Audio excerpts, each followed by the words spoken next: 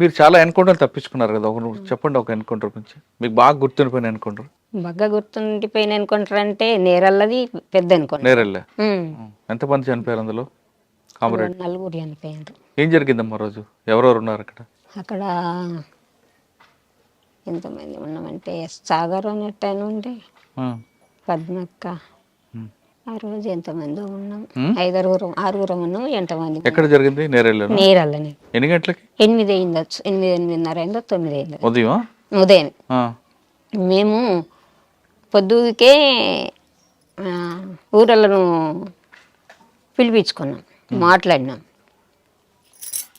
మా దగ్గరికి ఒక జర్నలిస్ట్ వచ్చేది ఉండే ఆ రోజు. జర్నలిస్ట్ వచ్చేది ఉంటే నేనే అక్కడికి పోయినా, బడికాడికి వస్తాడని అంటే నేను అక్కడికి పోయినా. చాలాసేపు ఉన్నా, గంట సేపు అంటే పొద్దుకి 6 గంటలకు ఆయన వస్తాడని అంటే 6-7 గంటల దాకా అక్కడ ఉండి వెళ్ళొచ్చిన. వచ్చాడు ఆయన జర్నలిస్ట్? రాలే. ఆయన పేరు శంకర్ అని జర్నలిస్ట్ ఉండే. అయితే ఆయన రాలేడు. 6 నుంచి 7 దాకా ఉన్నా ఊరు లోపల, రాలేడు. పొద్దుకి ఊరలను పిలిపించుకున్నాం, మాట్లాడినాం. మాట్లాడి తెల్లవారుజామున పొద్దుకి అన్నం వండిపించుకున్నాం. అందరం పొద్దుగాల గుట్టెక్కినాం, నీళ్ళు తీసుకొని తిన్నాం. పొద్దున్నే తిని పడుకున్నాం. సెంట్రీ డ్యూటీ నాదే ఉండే. నేనే సెంట్రీ చేసిన. మళ్ళీ తర్వాత నా సెంట్రీ అయిపోయిన తర్వాత ఇంకొక ఆయన సెంట్రీ ఉండే. ఆయన నా పక్క పొంటే ఉన్నాడు. ఇంకొక ఆమె రాసుకుంటున్నది. వీళ్ళేమో నిద్రపోయింది. లక్ష్మణ్ సెంట్రీ డ్యూటీ నీదే ఎక్కువ అని చెప్పాను. ఇక అన్న వల్ల ఆయన సెంట్రీ ఎక్కిండు. ఆయన సెంట్రీ ఎక్కిన వల్ల ఈమె లేచింది, ఇంకొక ఆమె లేచి బయటకు పోయి వచ్చింది. ఆమె ఏదో టాబ్లెట్ వేసుకొని అక్క నువ్వురా బయటకు పోద్దాను రానంటే గిట్లా బయటకు వచ్చినాం. బయటకు పోయి వచ్చినప్పుడు ఏమీ లేదు అసలు. వచ్చి కూర్చుండి మళ్ళీ రాసుకుంటున్నాం. మేమిద్దరమే రాసుకుంటున్నాం. రాసుకునే టైంలోనే ఈ సెంట్రీ ఆయన ఏం చేసిండంటే, అక్క ఏమో సప్పుడు వినబడుతుందని అన్నాడు. నేను అన్నమల్ల ఏం సప్పుడు అని చెప్పాను. మేము తుపాకీ పట్టుకొని చూసినాం. చూసేటలకల్లా వాళ్ళు ఫైరింగ్ ఓపెన్ చేసిండ్రు. మేము ఓపెన్ చేసినాం. కానీ వీళ్ళు పడుకున్నట్టుగానే దగ్గర దాకా, అంటే వాళ్ళు మొత్తం క్రావలింగ్లో వచ్చిండ్రు అనుకో.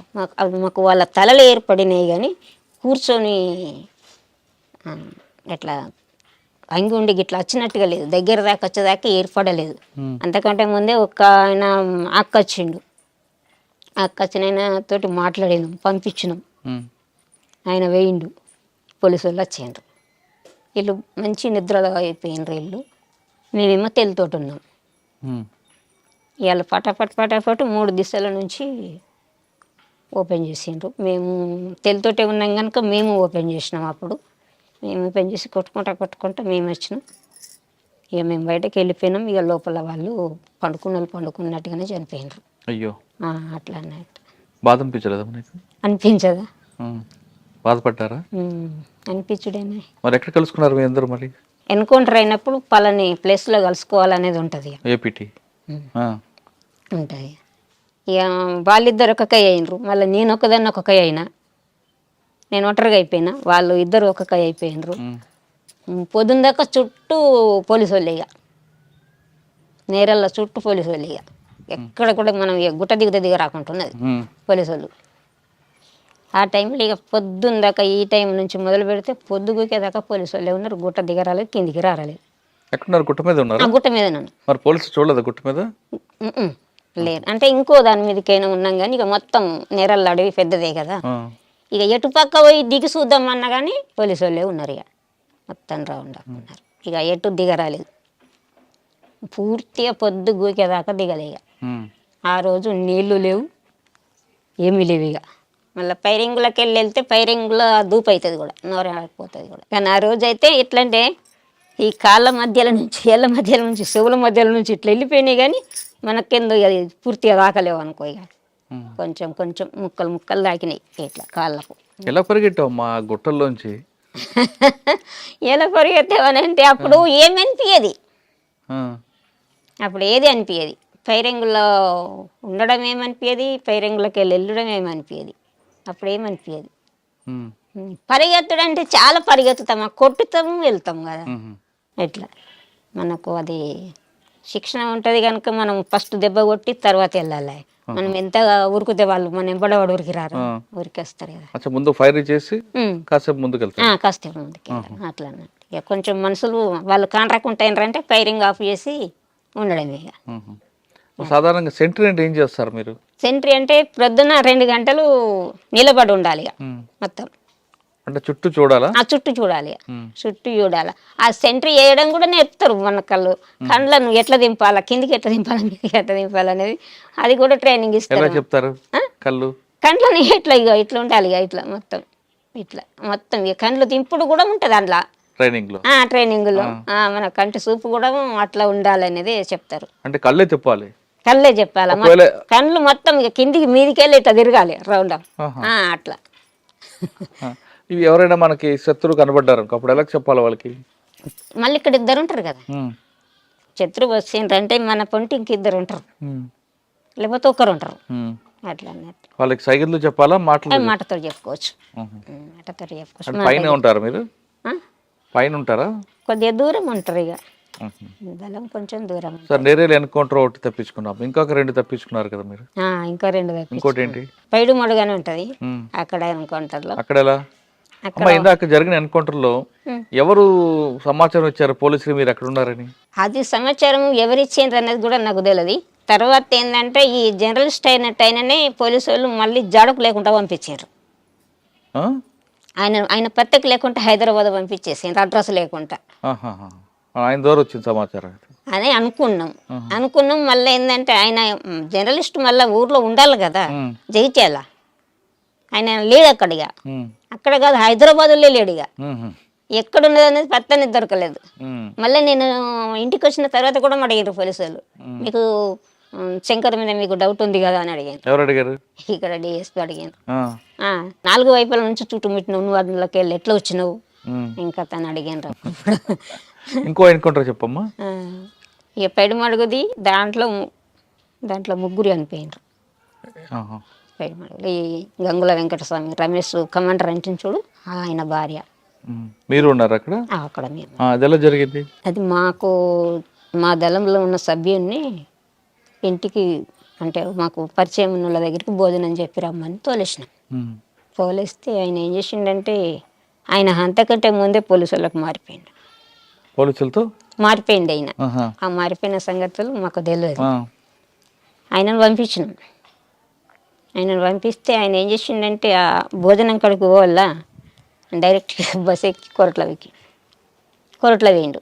అప్పుడు ఫోన్లు గిండ్లు లేవు కదా, ఉమ్. డైరెక్ట్గా ఆయన పోలీసుల దగ్గరికి వేయనని చెప్పిండు నాకు కూడా. ఆయన అట్లా వేయండి పోయి వచ్చిండు. ఆయన వచ్చితేనే పోలీసు వాళ్ళు వచ్చిండ్రు. ఉహు. ఇంకప్పటికి అన్నం రాలేదు, ఈయన వచ్చిండు. అప్పటికి ఎప్పుడంటే ప్రొద్దున పోయిన మనిషి 2-3 గంటలకు వచ్చిండు. ఆయన ఉమ్. పోయిన మనిషి 2-3 గంటలకు వచ్చేకల్లా ఈయన ఇప్పటిదాకా రాలేడు. ఎందుకు మాకు డౌట్ వచ్చింది. డౌట్ వచ్చి మరి చదువుకుందామని చెప్పి చదువుకుంటున్నాం, ఇక్కడికి వెళ్ళిపోదామని చదువుకుంటున్నాం, కలసి పోలీసు వాళ్ళు ఫైరింగ్ ఉమ్. రెడీ చేసారు. అది అన్ని పొలాలు, పసుపు తోటలు. అయితే ఇంట్లో కూడా ఏమైందంటే పండుకున్నారు. ఒక ఆయన పండుకున్నాడు. ఈమె మాతో వచ్చింది ఫైరింగ్లు, వెంకటస్వామి భార్య. మేము ఇట్లా బయటకు వెళ్ళినాం కానీ ఆమె అక్కడుండి ఫైరింగ్ చేసింది, నేను ఇక్కడుండి ఫైరింగ్ చేసిన. నాకు ఇటుకి పసుపు తోట ఉన్నది, ఉమ్. నేను తోటలోకి వెళ్ళిన, నాకు దాకలే దెబ్బ, ఆమెకు దాకింది. అయ్యో. నా పక్క పంటే ఉన్నది, ఉహు. ఆమెకు తోట తాకింది, ఆమె చనిపోయింది. నేనేం పసుపు తోటలో నుంచి బయట చేసుకుంటా నేను బయటపడి అట్లా. మళ్ళీ ఏపీటీలు కలిసారు? మళ్ళీ మేమందరం కలిసినాం. ఉమ్. ఈ ఊర్లోకి తోలేసిన ఆయననే మాకు కాంటాక్ట్ కాడికి ఆయనను పంపించినాం. ఉహు. మళ్ళీ మాకు చింతకుంటలో కాంటాక్ట్ ఉండే. ఉమ్. ఆయన నాకు ఏం చెప్పినంటే ఈ టీంకు లీడర్గా నేనే ఉన్నా అప్పుడు. ఉహు. ఆమె చనిపోయిన ఆమెనేమో కతలాపూర్ ఏరియాకి ఆమె ఉండే. ఉమ్. ఆమె కమాండర్గా ఉండే, ఉమ్. ఇక్కడ టీంకేమో నేను ఇంటిని. ఆమె చనిపోయి అయితే మళ్ళీ అక్కడికి ఈ ఎప్పుడైతే అన్నం కోసం పంపించినామో ఆయనని అక్కడికి పంపించిన. ఉమ్. మళ్ళా పంపించి మరి ఆ రూట్ చెప్పిన ఇంటర్నెట్ ఇట్లా ఈ మధ్యలో నుంచి ఇట్లా పెద్దగుండు కాడికెళ్ళి ఒక తవ్వు ఉంటుంది, ఉమ్. ఆ తవ్వ నుంచి ఇట్లా వెళ్ళు అని చెప్పని రూట్ అడ్రస్ అంతా చెప్పి తోలిసిన. ఉమ్. ఆయన అటు పోలే, చక్కగా మెట్టిపల్లి పోయి వాళ్ళ ఉమ్. ఆయన మెట్టిపల్లి పోయి మెట్టిపల్లి కాడ బస్ ఎక్కి బండి ఎక్కి మళ్ళీ అక్కడికి పోయి అక్కడ మళ్ళీ హరిదళం అని ఉండి మళ్ళీ ఆయన మేము కలిసినాం. ఇక ఇంకొక ఎన్కౌంటర్లో ఇంకొక అనుకుంటారు ఇక అది మధ్య మళ్ళీ అనుకోండి. ఇది పెద్ద మడుగు, అది మధ్య మడుగా? ఇది పైడు మడుగు, పైడి మడుగు అది ఈ కోరట్ల మండలంలో పైడు మడుగు. ఇక్కడ ఇది అక్కడ మధ్య మడుగు ఎక్కడ? అటుకై మధ్య మళ్ళు అది రాజన్న సిరిసిల్ల ఆ. అక్కడ ఎలా జరిగింది? 70 మంది ఉంటాము అప్పుడు. ఆహా. పెద్ద కాన్ఫరెన్స్ అది, పై కమిటీ వాళ్ళు ఉన్నారు, స్టేట్ లెవెల్లో అందరూ ఉన్నారు అప్పుడు. బాగా పెద్దది అది. ఇక అది పెద్దదైతే పొద్దుకి పండుకున్నాం. ఆ రోజు అంత ఉన్నాము. ఒకరోజు జెండా ఆవిష్కరణ చేసినాము, ఉమ్. జెండా ఎగిరేసినాం, అక్కడ స్తూపం కట్టినాము, జెండా కట్టినాము, అన్నీ మంచిగానే చేసినాం. అక్కడ అప్పుడే నన్ను ప్రమోట్ చేసిండ్రు అందులో. మీకా? ఆహా.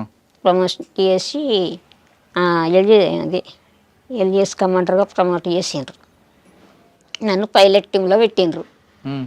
ఆ పెట్రోలింగ్ ఓవుడు మబ్బుల మొదటి బ్యాచ్ పెట్రోలింగ్ ఓవడానికి ఆయన భాస్కర్ అనేట ఆయన జిల్లా కమిటీ మెంబరే. ఆయన ఆ రోజు ఈయన కూడా ఉండొచ్చు కానీ నాకు అంత ఐడియా లేదు. ఈ మల్లేసు కూడా ఉండొచ్చు కానీ ఒక 4-5 పోయినాం. మేము బయటకు వెళ్ళి పెట్రోలింగ్ చూసి వచ్చేటల్లకల్లా మధ్యలో ఫైరింగ్. ఉమ్. ఎంతమంది? ఒక ఆమె రజిత అనేట ఆమె అనిపోయింది, ఇంకొక ఆమె కొత్తగా వచ్చింది, అప్పుడే 12 రోజులు గడిచింది ఆమె వచ్చి. ఉమ్. ఆ మొక్క ఆమె అనిపోయింది. ఒక ఆయన స్టేట్ లెవెల్ పసల రామారెడ్డి అనేట. ఎవరు ఇచ్చారు ఇన్ఫర్మేషన్? అది ఎవరు ఇచ్చిండ్రు అన్నది అదేం తెలియలేదు.